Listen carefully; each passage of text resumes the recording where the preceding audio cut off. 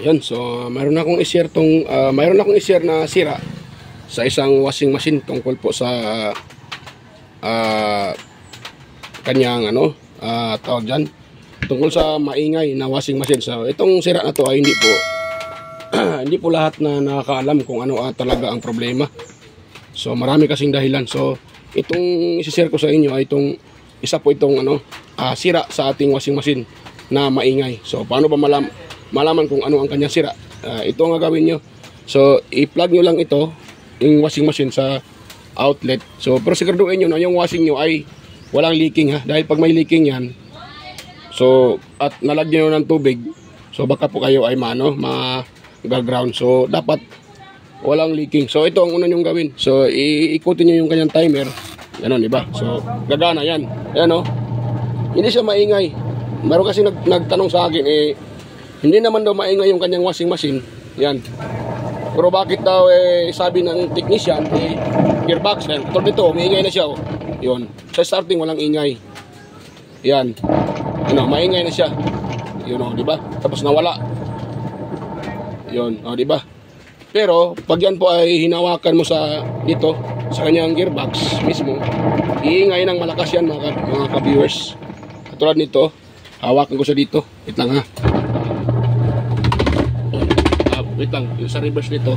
Meron kasi minsan sa forward, wala. Sa reverse, sa forward mayroon. Tapos sa reverse, maingay siya, diba? Sa forward, maingay. Pag reverse, wala na. So, maaaring, ang problema niyan ay pud-pud na yung ngipin ng gear case. Meron kasi yung salalim, pinaka-gear or yung pinaka-groove sa niya. So, pag napud-pud na yun ang resulta. Minsan, maingay sa tawag dyan, sa forward o sa reverse, wala. Dito, reverse maingay, sa reverse siya maingay. Pero pag sa forward, wala. Yan, so yan, nalilito na sa minsan umingay, minsan hindi. Pero isa lang ang dahilan yan, mga ka-viewers. Ang problema talaga dyan ay yung kanyang granahe or gearbox. So ano ba ang granahe? Ano ang forma? So bigyan ko kayo ng example sa isang gearbox. Ito po yung gearbox or granahe, tawag. Pero sa mga itong ganito, maraming hindi magkapareho yung design. Mayroon yung walang ganito. Yan, yung groove na yan, minsan wala yan. Pa-square. Yan. Kadalasan naman makikita yan sa gearbox ng Panasonic. Yan po, sa Panasonic, pa-square. So, pa-square naman sa Panasonic. Itong mga ganito, makikita mo ito sa ganitong brand. Ito, Union. Yan, sa Union. Yan sa, ano pa yung mga brand ng mga ganito. Ganito yung gearbox niya. Ganito. Yan. Meron yan, mga ka-viewers. Sa Camel naman, yung Camel ganito din. Yan. Ganito din yung gamit nila na gearbox. So, pagkaiba yung gearbox or gear case, yung kanyang forma.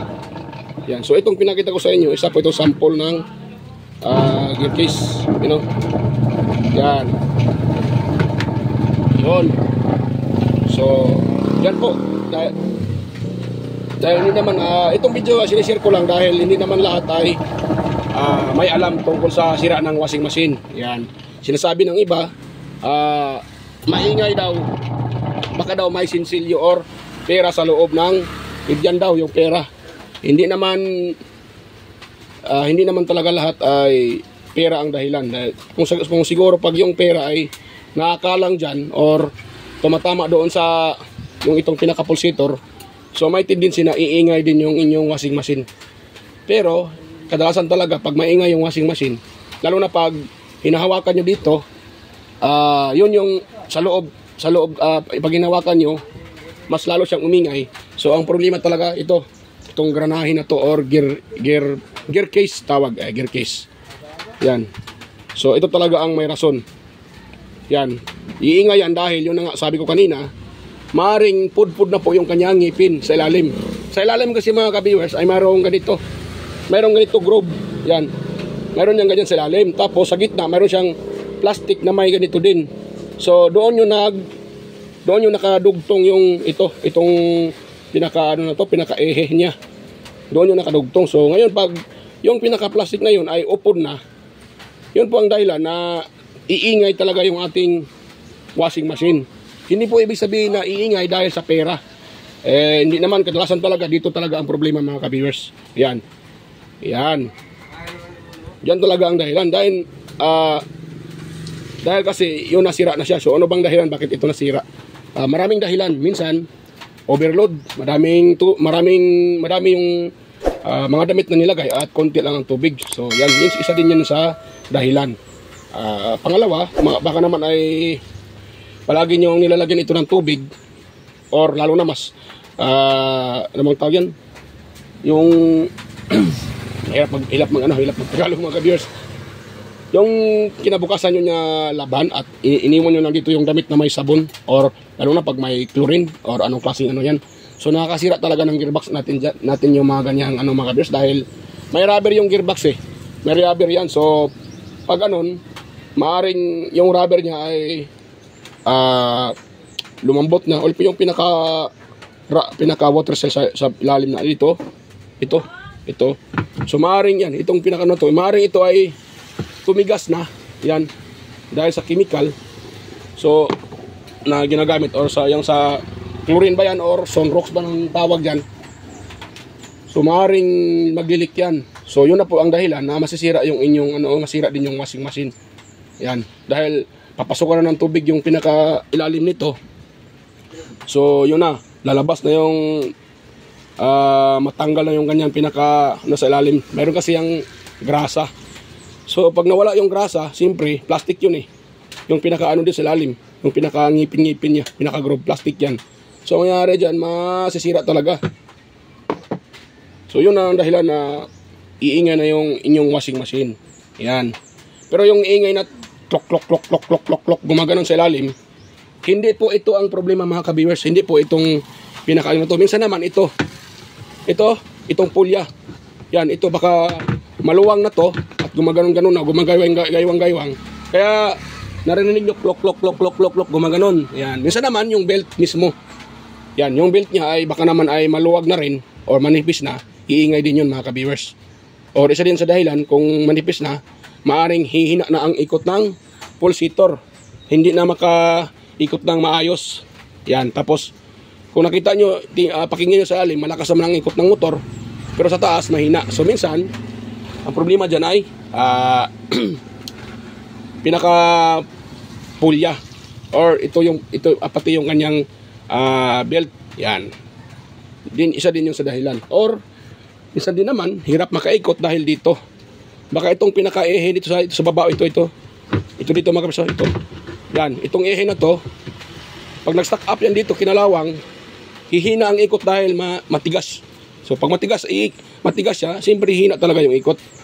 So isa din yan sa dahilan na ang problema ay ito. So maraming rason bakit maingay yung ating washing machine. So kailangan nating malaman kung saan ba talaga ang sira dyan pag maingay yung washing machine. So katulad nito, pakita ko sa inyo uli ha, salpa ko sa outlet. Yan. Tapos ino-on natin dito sa timer.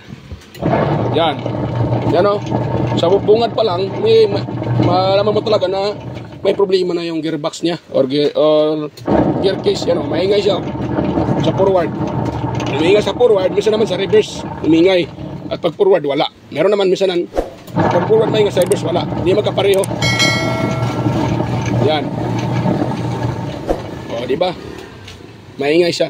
Lalo na pag inyong hinahawakan yan. Yan. O, di ba? Iingay talaga yan. Dahil nga, wala na, sira na yung maring pud-pud na yung kanyang ngipin doon sa pinaka gear sa ilalim. So iingay talaga yan, you know. Yan. Yun. Pero huwag kayo basta-basta mga kabisa. Kung kailangan yung itis ito, huwag nyo basta-basta diinan talaga, dahil maaring gagana yan at iikot yung pinaka-pulsator, so baka maano yung kamay nyo, matawag dyan, masugatan or ano ba yan, dahil umikot yan eh. Katulad kanina, umikot siya, at nung ginaganon ko, hindi ko masyadong mahawakan dahil nga siguro kumagat, minsan kumagat yung ano sa alim, baka may ano pa konti, so kaya sumama yan. So yun, pag dininan nyo, yun, hindi talaga hihinto. Pero pag sa reverse naman, minsan ayun, katulad na yun, kapag reverse niya, ayun, maingay na naman siya. So ganun lang eh, sinishare ko lang mga kabers yung ano, yan o, tulad yan o, ano, yan, so diba, maingay siya, yan, yan o, yan, o, ganun lang, yan o, ganun siya, dahil yun na. So ganun lang kasimple ang pag-test ng washing machine kung para malaman nyo kung gear case ba talaga ang sira. Yan, pwede nyo yung iganon, wag nyo masyadong diinan.